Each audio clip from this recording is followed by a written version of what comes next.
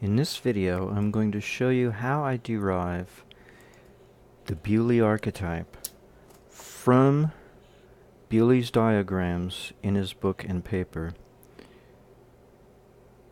demonstrating how my so-called Bewley archetype is already in the public domain.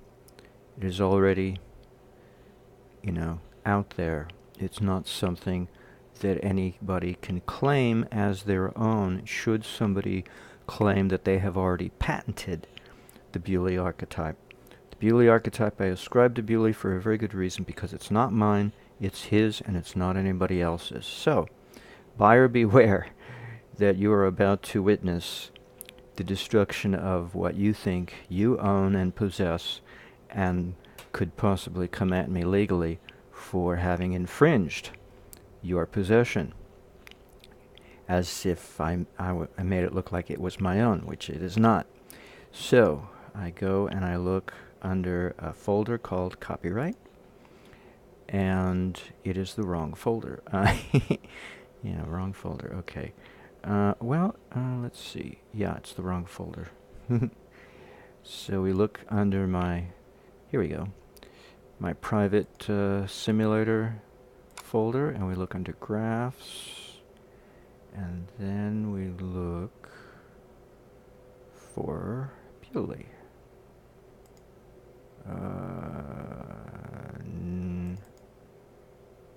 No. No, that's the wrong one. We look for... here we go.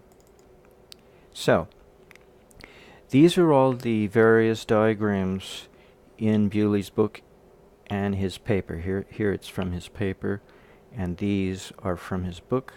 This is a section from one of the letters that Eric Dollard had sent me on, let's see, when was it? Here it is. On, whoops. That's not right. Oh, that's interesting. Okay. Anyway. Wrong letter. I'm gonna have to correct that. Anywho, he mentions that he read about Bewley back in his high school days. So that's what prompted me to go read Bewley. So here we have, and then you see I've circled certain ones. So let's take this, let's take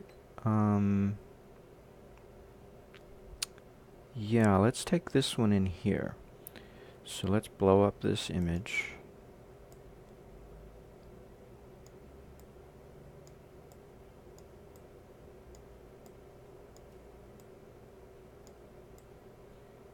Alright, so we have here a ground plane at the bottom, and we have the transmission line coiled and thus shortened up at the top. Then we have capacitors running along in parallel with that coil, showing that the coil is exhibiting parallel capacitance, but it's also showing shunt capacitance in its relationship to the ground plane. Now, the ground plane is like an echo wall. I take it to be the midline of something like an inkblot test, or an inkblot artwork, actually. You're making the artwork for the inkblot test, and you're creating one by folding the paper down the middle, or I should say down one edge, to create a midline, in which it's the mirror image on the two sides of the midline fold of that paper.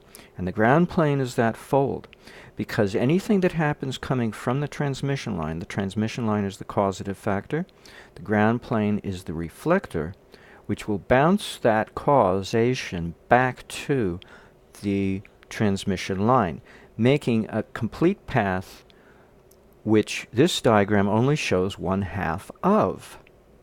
Okay? So the diagram implies another half.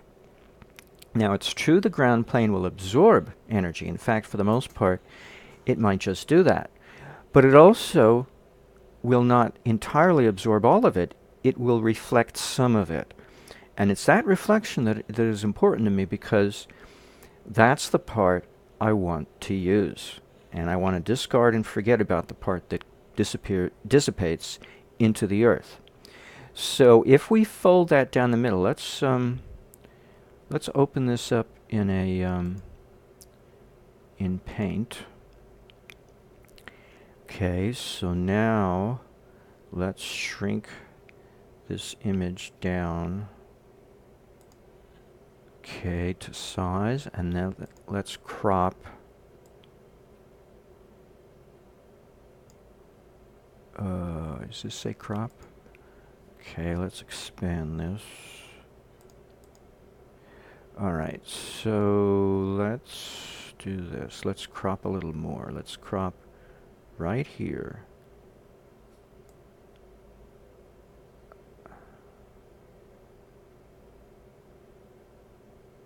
Right there. No, actually, first let's copy. Then let's crop. Then let's do this. Sorry.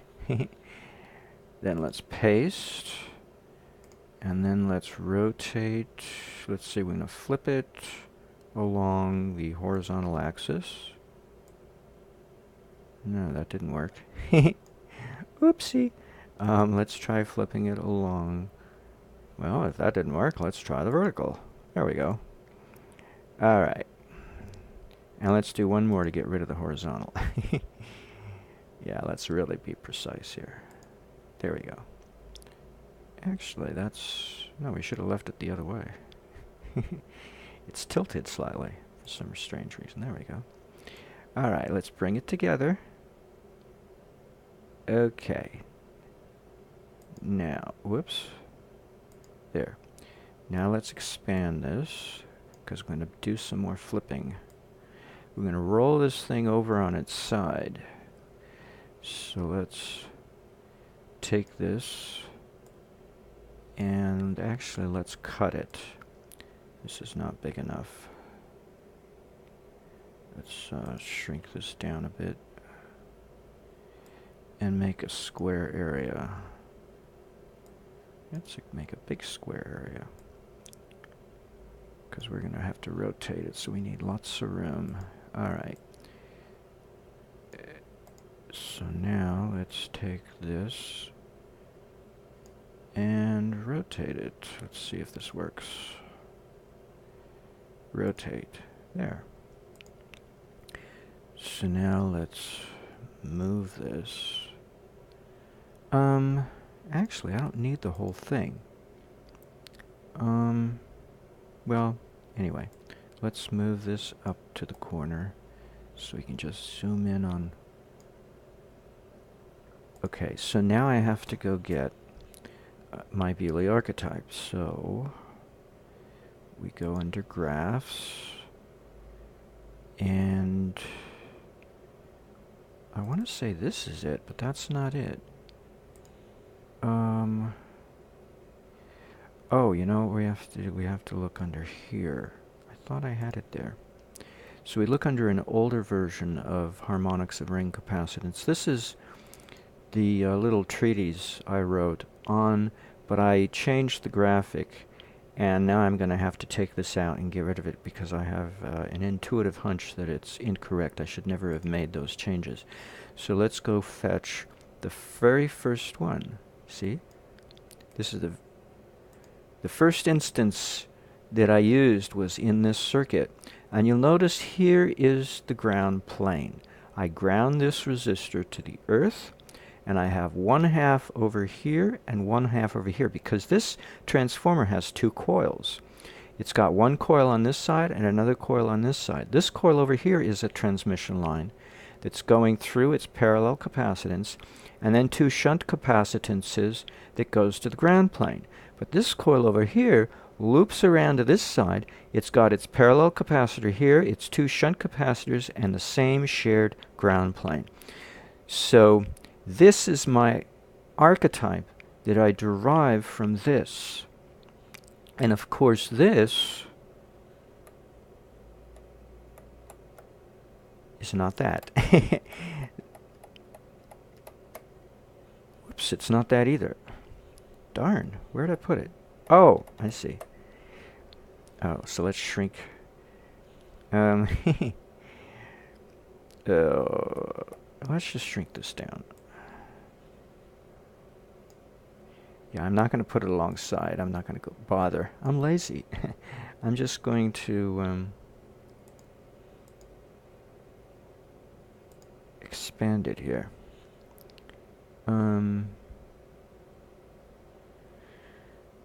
Actually, I should have cut it off is what I should have done. Okay, let's see. A little cutting here is in order. Which ones? Right about there. Okay.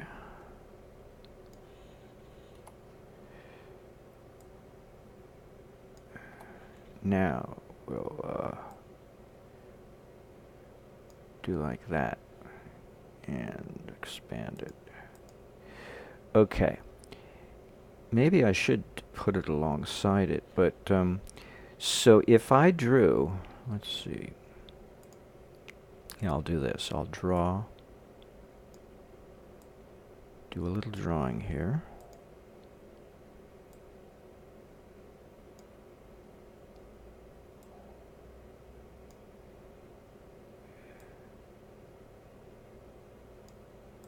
Okay, so one other thing, let's see.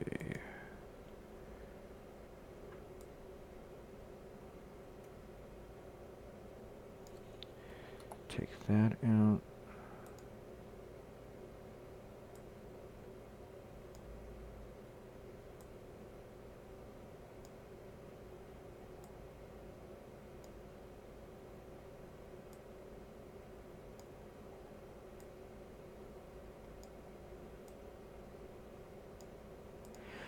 All right. Now when you look at that, oh wait, a few more changes. A few more. Let's clean this up.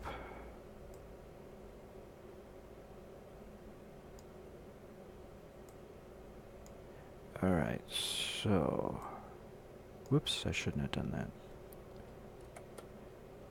Yeah, okay. So now let's use the brush. And there we go.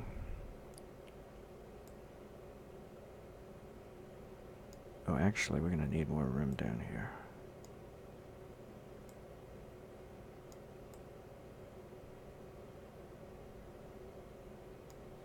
I didn't like that. Let's do it this way.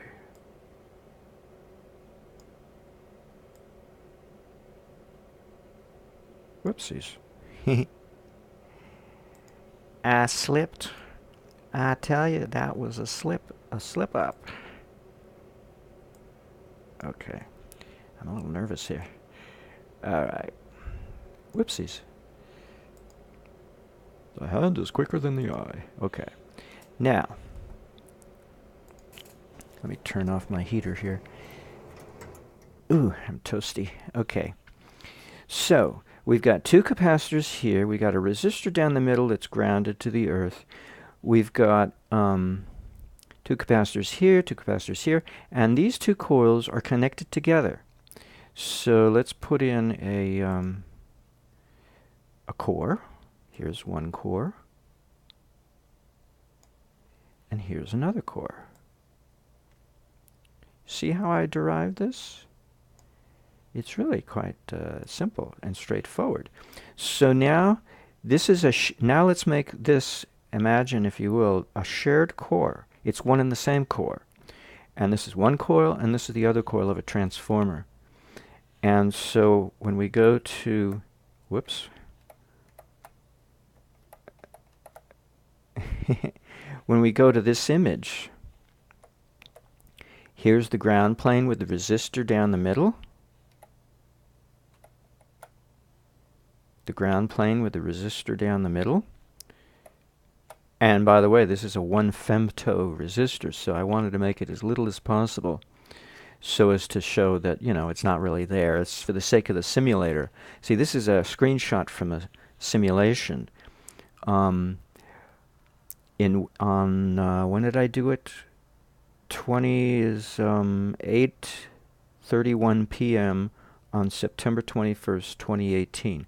So this was my second simulation. My first one I did 2 modules daisy chained together, and I didn't need to. I realized one module was all I needed to do. So I chopped away one module, and I was left with this one. And let's see. I used a femtovolt from a dead battery to get it going. Anyway, so here's my ground plane resistor in the middle, and my 2 shunt capacitors on either side, top and bottom. Here, here, and here and here. And then I have my 2 parallel capacitors flanking the resistor. Here, 10 microfarads, and here, 10 microfarads. Then I have my two cord coils that here look like they're 2 radio choke coils, but in reality, I loop them around, and they could just as easily be this transformer pair of coils over here. You know, here it loops around, but it could be a transformer pair of coils, or it could be 2 radio choke coils. Either way, it'll work. In my experience with surge-oriented circuitry, you have to have a cord coil at its in this archetype. You can have other kinds of air core coils elsewhere, but in this sub-circuit you have to have a magnetizable, such as iron cord coil, and they don't have to be shared. You know, in the early days, I won't bother to show you, I'll just tell you, I would use a transformer on one side and a transformer on the other side, and I would only use one coil from each transformer. The other coil on each transformer, the leads were bare. They went to nothing. They went to air, to space. I didn't use it. But I found that if I joined and if I took out one transformer and looped around and used just one transformer, both coils, there were 2 different changes. One was to my advantage and one was to my disadvantage. I can't remember what they were. But I liked the change. It looked like an evolutionary growth. You know, the trade-off worked out, I think, best in my favor, and so I stuck with this habitually, and I never gave a second thought to using 2 separate transformers, one coil from each. Now, I sent an email to Paul Falstad, the author of this simulator that I use a lot for the most part, and I asked him, based on my observation, I deduced that his singular inductors were air core, modeled after air core coils, and his transformers were modeled after iron or magnetizable cord coils. And he said, yes, that's correct. And so my observation was correct. My deduction from my observation was correct. So because in my experience, I always had to use transformer coils in the cord, in the core subcircuit, in the subcircuit that has to do with the Eric Dollard's analog computer archetype, which he got from Bewley. But he took out two capacitors. He took out this one and this one. And these 2 are the ones that store the energy over time, while these up here and down below help connect these 2 on the side to promote the growth of the surge. You don't need them necessarily, but they do help a lot, and they help so much that that's why I came up with what I call Bewley's archetype, which is not the same as Eric Dollard's analog computer, but it's an improvement, a vast improvement. Now, Eric Dollard shorts out these 2 coils, these 2 radio choke coils, and they're already shorted out here across the span, in a sense, but not really. They're connected together, actually. They're not shorted. So he goes further and shorts them across their, here, and I don't do that. So that's another change he made. Bewley's image doesn't show a shorting across. Let's see if I can find the right one. It doesn't show a short from here to here, you know, because that's, or here to here and back up. In other words, a line short to ground that would go back up, you know, basically. It would infer coming back up. It doesn't show any short. So he made some changes by putting in a short to ground from the transmission line and by taking out these parallel capacitances that Bewley had included and just leaving the shunt capacitance. So, because he does use that the image I've seen him draw, actually, the other part of this letter, I don't know why I got this page and not, it's the wrong page, because he drew it. Let's see if I can find where I put it. Oh,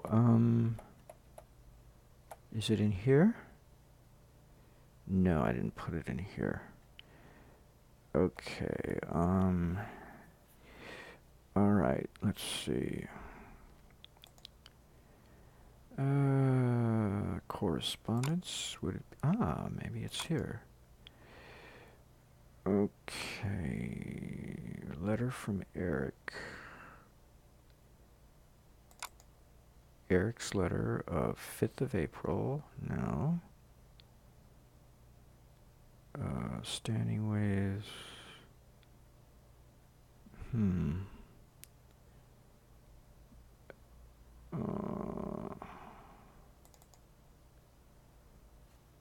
Oh, this is my letter to him. No, that won't work. No, I need the originals, don't I?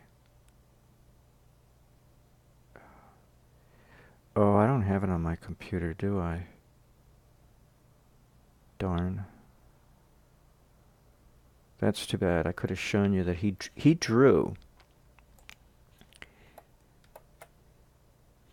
Where are we here? He drew this without the transmission line, just the parallel capacitors and the shunt capacitors, and then the ground plane.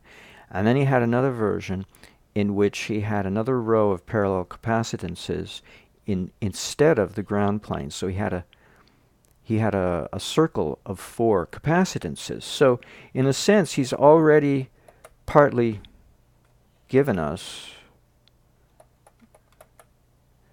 the Bewley archetype.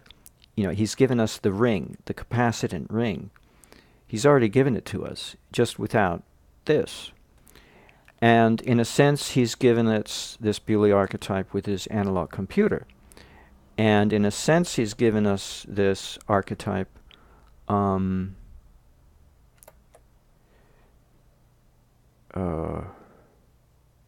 was I going to say?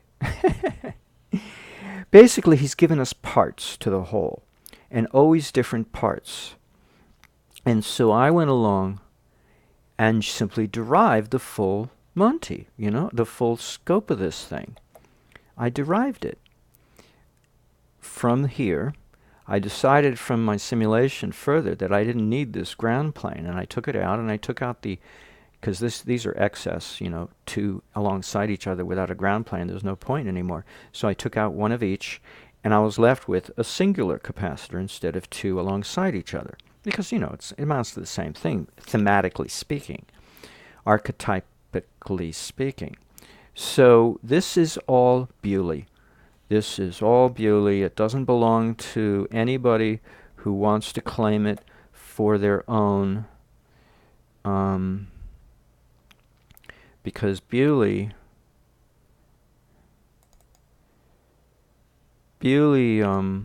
copyrighted it when he printed it. Oh, this doesn't have a date, does it? All right. This is his paper. The book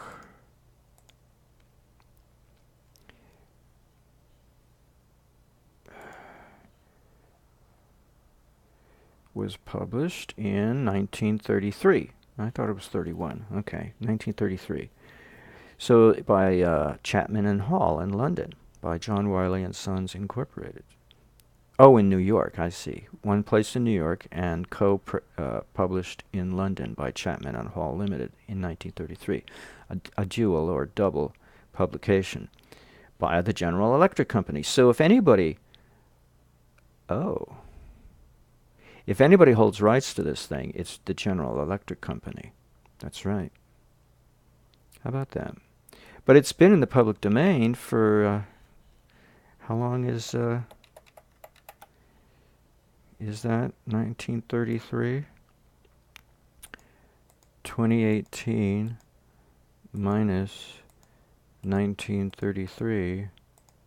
85 years. Don't you think the copyright would run out by now? I mean, that's why we have this book on archive.org. It's in the public domain at this point. It's common holding. You know, it doesn't belong to anybody. So I'm going to have to change this in my treatment of this subject on harmonics of ring capacitance. But in any case, so there you have it. My protection is that it's in the public domain, and General Electric Company does not possess it or own it anymore. It's we all own it, and it's for the good of all of us. So I hope you enjoyed this little video in defense of my use of Bewley material.